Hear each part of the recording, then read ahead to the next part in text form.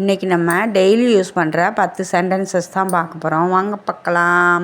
நான் இன்றைக்கி வீட்டில் சமைக்கவில்லை அப்படின்னு சொல்கிறதுக்கு ஆங்கிலத்தில் I didn't cook at home today.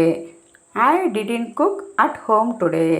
Next, சாப்பாடு ஹோட்டலில் வாங்க முடிவு செய்துள்ளேன் அப்படின்னு சொல்லுவோம்ல, அதுக்கு ஆங்கிலத்தில் I have decided to buy food at the hotel. I have decided to buy food at the hotel. Next, என்னால் இதை செய்ய முடியாது அப்படின்னு சொல்லுவோம்ல, அதுக்கு ஆங்கிலத்தில் I can do this. I can do this.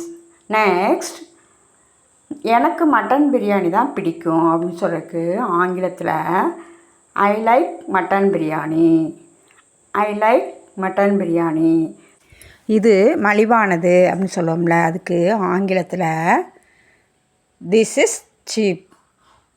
This is cheap.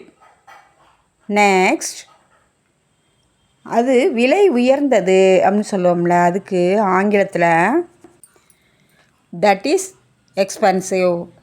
That is expensive. Next, அதிக விலைக்கு வாங்காதே அப்படின்னு சொல்கிறதுக்கு ஆங்கிலத்தில் don't buy too expensive. Don't buy too expensive. Next, எதுவாக இருந்தாலும் சமாளித்து விடலாம் அப்படின்னு சொல்லுவோம்ல, அதுக்கு ஆங்கிலத்தில் whatever it is we can handle it. Next, திரும்பவும் அங்கே போகாதே அப்படின்னு சொல்கிறதுக்கு ஆங்கிலத்தில் don't go there again. Don't go there again.